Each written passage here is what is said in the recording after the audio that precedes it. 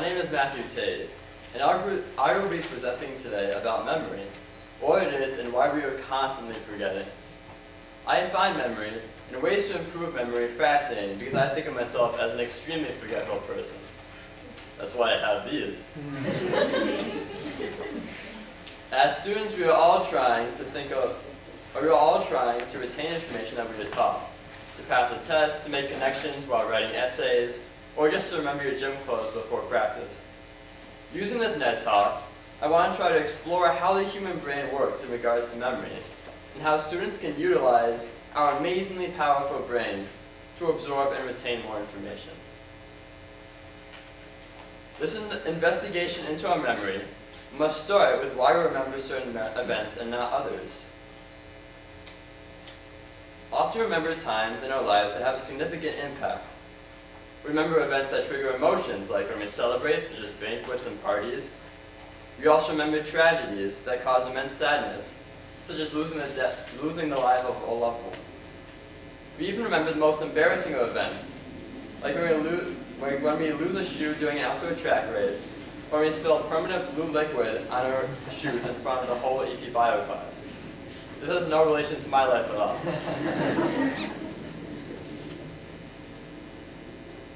How are these memories different than the details in our lives that we forget, such as getting lost while traveling, forgetting names, faces, dates, and addresses? These images and directions that we often forget can leave us scratching our heads in disbelief and disappointment.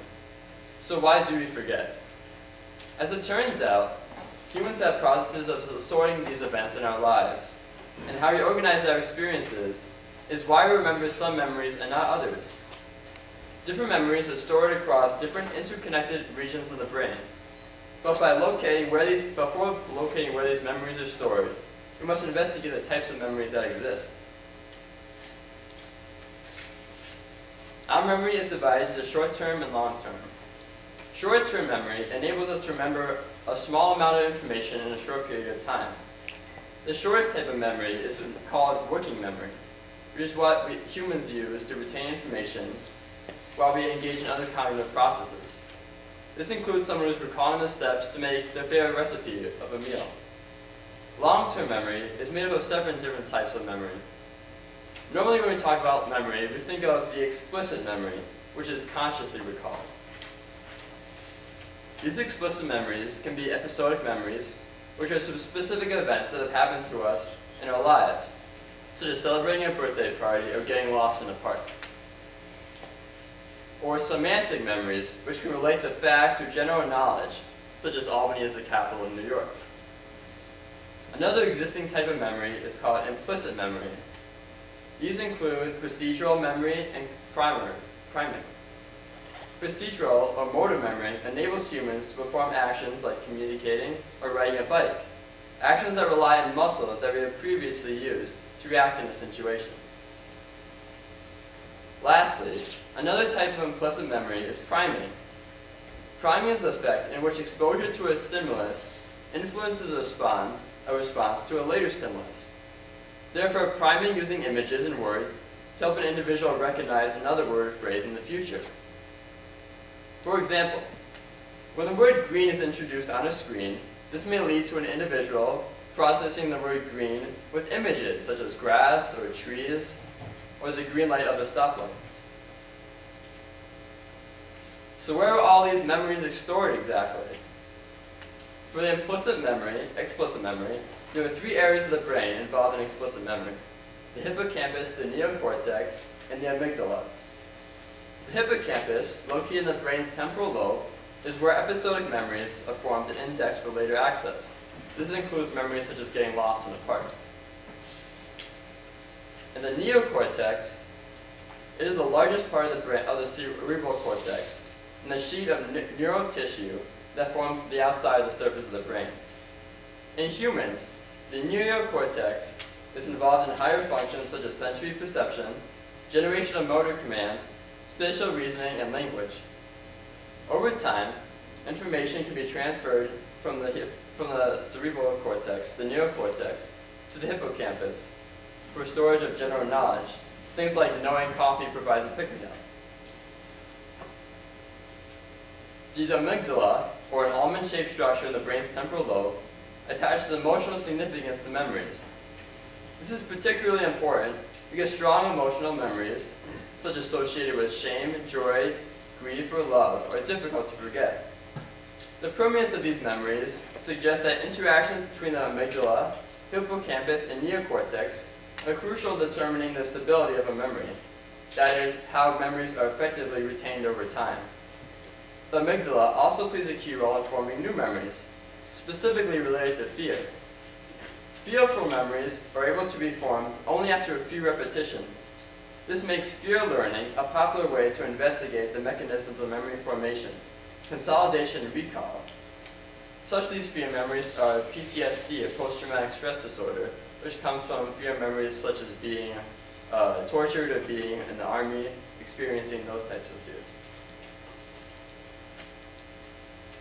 The implicit memory are stored in the basal ganglia and the cerebellum. In the basal ganglia are structures lying deep within the brain and are involved in a wide range of processes, such as emotion, reward processing, habit formation, movement, and learning. They are particularly involved in co-coordinating sequences of motor activity that would be needed when playing a musical instrument, such as dancing or playing basketball. The cerebellum, a separate structure located in the rear base of the brain, is most important for fine motor control, the type that allows us to use chopsticks or press the piano key a fraction more slowly.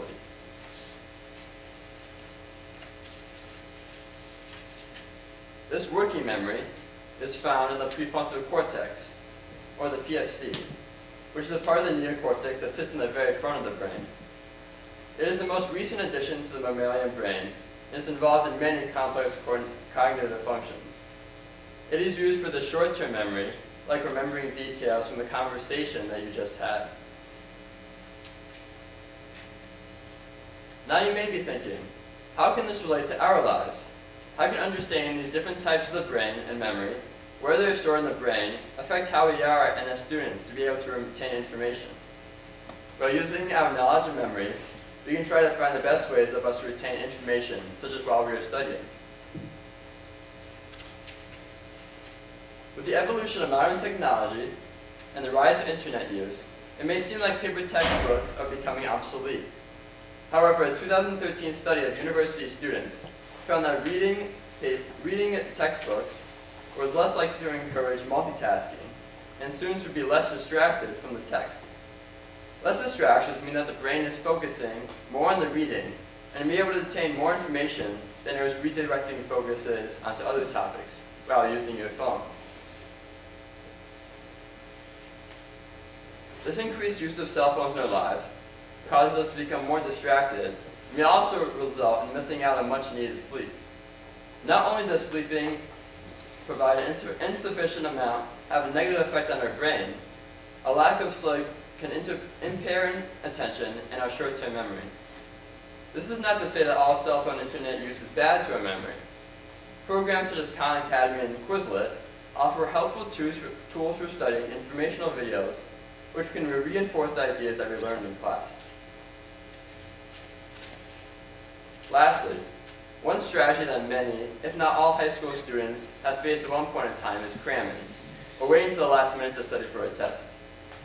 While cramming over a test is preferable over not studying at all, this strategy is not the best for memorizing information. By spreading sessions out, using a technique called spacing, the brain is able to remember more information than by skimming through a large amount of information in a short period of time. By using the spacing study strategy, the connections between neurons or synapses in our brain are strengthened because they are more activated through repetition of studying. This is why looking at a flashcard for many students is an effective method of studying. By using these strategies, it is evident to see why that our understanding of the brain can be so helpful to how we operate in everyday situations. Lastly, I would like to talk about a disease which affects millions of people around the world. There is no known cure for this disease, and unfortunately, a new study from Rush University Medical Center published that the number of people with Alzheimer's disease is expected to triple in the next 40 years. Alzheimer's is a neurodegenerative disease, which means that over time, our brain tissue has fewer and fewer nerve cells and connections. This progressive cell death can have gradual, yet serious effects on the memories of the affecting individual and can interfere with daily tasks, such as driving or preparing meals.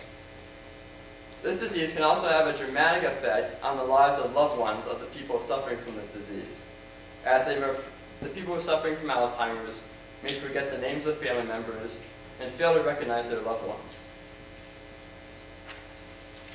While there is no known cure for this disease, there are many treatments available for patients, and there are activities for people to improve their memory and brain functions, such as card games or activities like doing Sudoku or crosswords.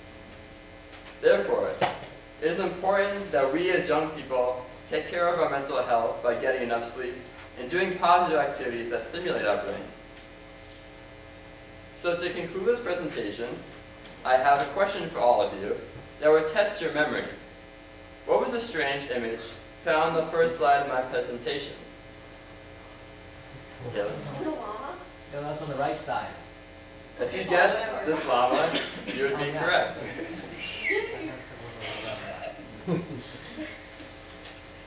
What is more important about guessing the image correctly is asking ourselves, why did this image stand out to our brains in the first place?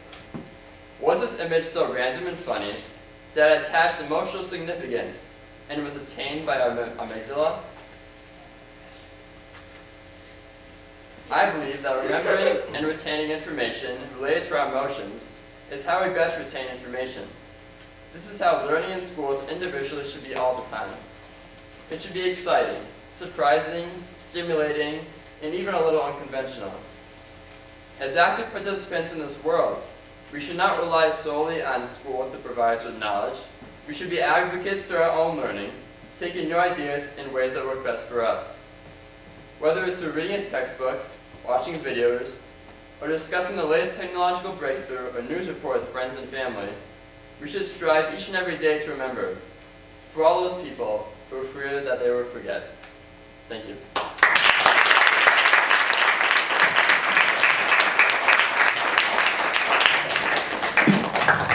Thank you, Matt. Next up is Jill.